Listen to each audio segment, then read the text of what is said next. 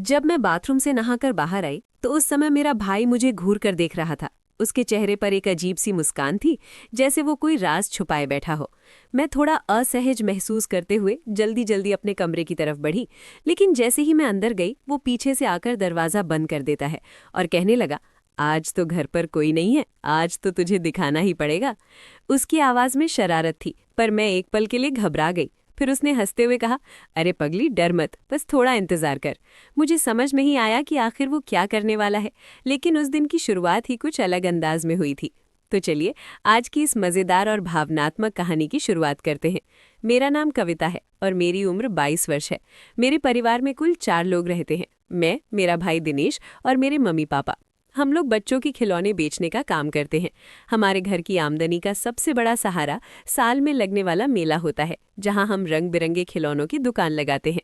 वहीं हमारी मेहनत, वहीं हमारी उम्मीद और वहीं हमारी मुस्कान का कारण होता है। उस दिन सुबह सुबह मम्मी पापा मेले के लिए निकल गए थे। सूरज की हल्की रोशनी आंगन में फैल रही थी और घर में हल्की सी शांति थी। अब घर में हम दोनों भाई बहन ही बच गए थे। मम्मी पापा के जाने के बाद मैंने सुबह सुबह घर का सारा काम कर लिया था। झाड़ू पोछा, बर्तन, नाश्ता, कपड़े धोना, सब कुछ। उस दिन मेरा भाई दिनेश भी मेले में जाने वाला था, लेकिन पता नहीं क्यों उसने मना कर दिया। वो कहने लगा कि उसका मन नहीं है और वो बाद में जाएगा। मैंने भाई से पूछा, भैया आप क्यों नहीं गए मेले में? हर बार तो मम्मी पापा के साथ ही जाते थे, लेकिन आज क्या हुआ? मेरे भाई ने थोड़ा नजरें चुराते हुए कहा, वो क्या है ना दीदी, मुझे जाने का मन नहीं कर रहा आज, इसलिए मैं बाद में जाऊंगा। मैंने कहा, ठीक है भैया, जैसी आपकी मर्जी। लेकिन उस दिन उसका व्यवहार कुछ अलग था। जहां भी मैं जाती वो पीछे पीछे आ जाता। जब मैं कपड़े धोकर नहाने की तैयारी करने लगी तब भी वो किचन में खाना खा रहा था और बीच बीच में मेरी तरफ देख लेता था। उसका मोबाइल बाहर ही रखा था।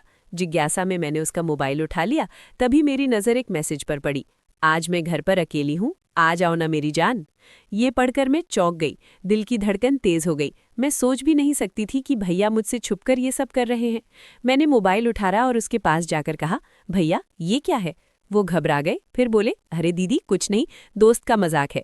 लेकिन मुझे उनकी बात पर विश्वास नहीं हुआ। मुझे लगा कि वो सच में किसी लड़की से मिलने जाने वाले हैं, इसलिए मैंने चुपचाप बाइक की चाबी छुपा दी। उसके बाद मैं अपने कमरे में चली गई, लेकिन भैया भी मेरे पीछे पीछे आ गए। मैं तो टॉवल लपेटे हुई थी, इसलिए मैं कुछ नहीं कर सकी। वो कमरे में आए और इधर उधर देखने लगे। शायद उन्हें अंदाजा हो गया था कि चाबी मैंने ही छुपाई है। उन्होंने अलमारी से चाबी निकाल ली और जाने लगे। मैंने कहा, भैया मुझे पता है तुम कहाँ जा रहे हो, उस लड़की से मिलने जा रहे हो ना? जाओ, लेकिन मैं मम्मी पापा को बता दूंगी। वो हंसकर बोले, अरे पगली, तू तो सच में जासूस बन गई है। लेकिन सुन, मैं तुम्हें एक सरप्राइज दूंगा मिलकर आने के बाद। मैंने पूछा, कैसा सरप्राइज? वो बोले, ऐसा सरप्राइज जो तुम्हें जिंदगी में पहली बार मिलेगा। मैंने बहुत पूछा, लेकिन वो कुछ बताने को तैयार नहीं थे।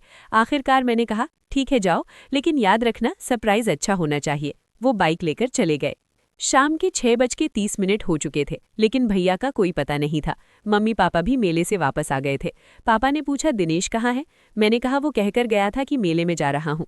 अगर मैं पापा को सच सच बता देती तो शायद मुझे मेरा भाई सरप्राइज नहीं देता, इसलिए मैंने मम्मी पापा से कुछ नहीं कहा। हम सब ने खाना खा लिया, लेकिन मेरी माँ ने चिंता में ठीक से खाना नहीं खाया। वो भूखी ही सो गई। मुझे बहुत बुरा लगा, लेकिन मैं चुप रही। रात के करीब 10 बज चुके थे। मम्मी पापा गहरी नींद में थे, सिर्फ मैं जगी हुई थी। तभी दरवाजे पर हल्की दस्तक हुई। मुझे लगा शायद भैया ही होंगे। मैं धीरे धीरे दरवाज़ा खोलने गई। दरवाज़ा खोला तो मेरे सामने भैया थे। वो बहुत थके हुए लग रहे थे, जैसे बहुत मेहनत करके आए हों। उनके चेहरे पर पसीना था और आंखों में थकान। मैंने पूछा, भैया ठीक तो हो? उन्होंने कहा, मैं तो ठीक ही हूँ, चलो अब छोड़ो, और अंदर आकर सीधे सो गए। मैंने कहा, खाना तो खा लो। उन्होंने कहा, नहीं मैं खाकर आया हूँ। मैंने मुस्कुराकर कहा, तो फिर मेरा गिफ्ट कब दे रहे हो? उन्होंने कहा, अभी तो मम्मी पापा हैं, कल पक्का दूंगा, क्योंकि कल मम्मी पापा यहाँ नहीं रहेंगे। अगले दिन सुबह मम्मी पापा फिर मेले के लिए निकल गए। जाते जाते पापा ने पूछा, दिनेश कल कहाँ था? भैया ने झूठ बोल दिया कि वो दोस्त के साथ मेले में था। मम्मी पापा भोले थे, उन्होंने उसकी बात मान ली। घर में फिर से हम दोनों अकेले थे। मैंने खाना बनाया और घर के कामकाज करने के बाद आराम करने लगी। तभी मुझे भैया का गिफ्ट याद आया। दिल में उत्सुकता थी। थोड़ी देर बाद भैया बोले, तो तुम्हें गिफ्ट चाहिए? चलिए देते हैं आपका गिफ्ट। वो अपने कमरे में गए और एक बड़ा सा बक्सा लेकर आए। मैंने हैरानी से कहा, भैया ये तो बहुत बड़ा है, इसमें क्या है, खोलकर दिखाओ। उन्होंने मुस्कुराते हुए कहा, तुम खुद खोलो। मैंने धीरे धीरे बक्सा खोला। अंदर एक सुंदर सिलाई मशीन, कुछ डिजाइनर कपड़े, धागे और एक छोटा सा बोर्ड था जिस पर लिखा था, कविता बुटीक। मेरी आंखों से आंसू निकल आए। भैया बोले, दीदी, तुम हमेशा कहती थी ना कि तुम्हें अपना बुटीक खोलना है। मैंने उसी काम के लिए कल शहर जाकर ये सब इंतजाम किया। जिस लड़की का मैसेज तुमने देखा था वो मेरे दोस्त की बहन है। उसके पापा होलसेल कपड़े का काम करते हैं। मैंने उनसे बात की और ये सब उधार में ले आया हूँ। अब तुम अपना सपना पूरा करो। मैंने रोते हुए कहा, मैंने आपको गलत समझा, मुझे लगा आप। वो बोले, दीदी, भाई हूं तेरा, तेरी खुशी से बड़ी मेरे लिए कोई चीज नहीं। उस दिन मुझे समझ आया कि रिश्तों में शक की जगह भरोसा होना चाहिए। धीरे धीरे मैंने घर के एक कमरे में बुटीक शुरू कर दिया। मेला खत्म हुआ, लेकिन हमारे घर में खुशियों का मेला लग गया। मेरे बनाए कपड़े बिकने लगे। कुछ महीनों में मैंने अच्छी कमाई शुरू कर दी। मम्मी पापा को जब सच्चाई पता चली तो उन्हें दिनेश पर गर्व हुआ। उन्होंने कहा, बेटा, तुमने सच में अपनी बहन का मान रखा। आज हमारा परिवार पहले से ज्यादा खुश है। पहले सरप्राइज के बाद मेरी जिंदगी सच में बदलने लगी थी। घर के एक छोटे से कमरे में शुरू हुआ कविता बुटीक अब धीरे धीरे पूरे मोहल्ले में मशहूर होने लगा था। सिलाई मशीन की आवाज अब मेरे लिए सिर्फ धागों की खनक नहीं थी, बल्कि मेरे सपनों की धड़कन बन चुकी थी। लेकिन मुझे क्या पता था कि असली परीक्षा अभी बाकी है। उस दिन भी सुबह सुबह मम्मी पापा मेले के लिए निकल गए थे। अब घर में हम दोनों भाई बहन ही थे। मैं ऑर्डर पूरे करने में लगी हुई थी और दिनेश भैया चुपचाप मुझे देख रहे थे। उनकी आंखों में वही संतोष था जो किसी किसान को पहली फसल देखकर होता है। मैंने मुस्कुराकर कहा, भैया, अगर आप उस दिन वो सरप्राइज नहीं देते ना, तो शायद मैं आज भी सिर्फ सोच ही रही होती। वो बोले, दीदी, अभी तो बस शुरुआत है, आगे बहुत बड़ा करना है। लेकिन उसी दोपहर अचानक एक अनजान लड़की हमारे घर आई। उसने दरवाजे पर दस्तक दी। मैंने दरवाजा खोला तो सामने एक सजी धजी लड़की खड़ी थी। उसने पूछा, क्या दिनेश घर पर है? मैं थोड़ा चौंकी। यही वो लड़की तो नहीं जिसका मैसेज मैंने पढ़ा था? मैंने अंदर जाकर कहा, भैया, कोई आपसे मिलने आया है। भैया बाहर आए और उस लड़की को देखकर थोड़ा असहज हो गए। उन्होंने उसे बाहर ही बैठने को कहा। मैं दूर से सब देख रही थी। दिल में हल्की सी बेचैनी थी। कुछ देर बाद भैया अंदर आए। मैंने पूछा, कौन थी?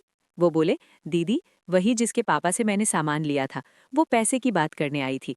मैंने राहत की सांस ली, लेकिन फिर भी मन में सवाल था, क्या सब सच में इतना सीधा है? शाम को जब हम दोनों छत पर बैठे थे, मैंने हिम्मत करके पूछा, भैया, आप मुझसे कुछ छुपा तो नहीं रहे? वो हंस पड़े। दीदी, अगर कुछ छुपाना होता तो क्या मैं तुम्हारे लिए इतना सब करता? तू मेरी जिम्मेदारी नहीं, मेरी ताकत है। उनकी बात सुनकर मेरी आंखें भर आईं। कुछ ही दिनों में मेरे बुटीक का काम इतना बढ़ गया कि मुझे और कपड़ों की जरूरत पड़ने लगी। भैया रोज शहर जाकर सामान लाने लगे। एक दिन वो बहुत देर से लौटे। रात के करीब 10 बज चुके थे। मम्मी पापा सो चुके थे। मैं दरवाजे के पास बैठी उनका इंतजार कर रही थी। जैसे ही दरवाजा खुला, मैंने देखा उनके हाथ में एक फाइल थी। मैंने पूछा, ये क्या है? उन्होंने मुस्कुराकर कहा, भाग 2 का सरप्राइज। मैं हैरान रह गई। उन्होंने फाइल मुझे दी। उसमें एक दुकान के किराए का अग्रीमेंट था। शहर के बाजार में एक छोटी सी दुकान किराए पर ली गई थी, मेरे नाम पर। मैं अवाक रह गई। भैया, ये सब कैसे? उन्होंने कहा, दीदी, तूने मेहनत की है। घर के कमरे में अब जगह कम पड़ रही है। मैंने सोचा क्यों ना तेरे सपनों को थोड़ा और बड़ा किया जाए। मेरी आंखों से आंसू बहने लगे। मैंने कहा, लेकिन पैसे? उन्होंने धीरे से बताया कि उन्होंने अपने कुछ पुराने दोस्तों के साथ मिलकर छोटी सी पार्ट टाइम नौकरी भी शुरू की है। रात में गोदाम में हिसाब किताब का काम करते हैं। वही पैसे जोड़कर उन्होंने दुकान ली है। मुझे उस दिन एहसास हुआ कि भाई बहन का रिश्ता सिर्फ हंसी मजाक या टकरार तक सीमित नहीं होता। इसमें त्याग भी होता है, जिम्मेदारी भी, और बिना कहे समझ लेने वाली भावना भी। अगले महीने मेरी दुकान का उद्घाटन हुआ। मम्मी पापा को जब सच्चाई पता चली तो वे गर्व से भर उठे। पापा ने कहा, दिनेश, तूने आज साबित कर दिया कि बेटा हो तो ऐसा। दुकान का नाम रखा गया कविता क्रिएशंस। उद्घाटन के दिन वही लड़की भी आई जिसके मैसेज को देखकर मैंने गलतफहमी पाल ली थी। उसने हंसकर कहा, दीदी, अगर उस दिन आप मोबाइल ना पढ़ती तो शायद ये कहानी इतनी दिलचस्प ना बनती। हम सब हंस पड़े। समय बीतता गया, मेरा काम बढ़ता गया। अब मैं सिर्फ कपड़े नहीं सिलती थी, बल्कि अपने शहर की लड़कियों को भी ट्रेनिंग देने लगी थी। कई लड़कियां मेरे पास सीखने आने लगी। एक दिन मैंने भैया से कहा, अब आपकी बारी है। आपने मेरे लिए इतना किया, आपका सपना क्या है? वो थोड़ी देर चुप रहे, फिर बोले, मेरा सपना बस इतना कि तू हमेशा मुस्कुराती रहे। मैंने कहा, नहीं भैया, अब आपकी खुशी मेरी जिम्मेदारी है। कुछ महीनों बाद मैंने अपनी कमाई से उनके लिए एक छोटा सा सरप्राइज रखा। मैंने उनके नाम से एक मोटरसाइकिल बुक की, वही मॉडल जो उन्हें पसंद था। जब डिलीवरी वाले घर आए तो भैया हैरान रह गए। मैंने चाबी उनके हाथ में रखते हुए कहा, सरप्राइज का बदला सरप्राइज। उनकी आंखें नम हो गईं। उन्होंने कहा, दीदी, तूने आज मुझे दुनिया का सबसे अमीर इंसान बना दिया। आज हमारा परिवार पहले से कहीं ज्यादा खुश है। मेला अब भी लगता है, लेकिन अब हम सिर्फ खिलौने ही नहीं बेचते, हम सपने भी बेचते हैं, मेहनत की कहानी भी और भरोसे की मिसाल भी।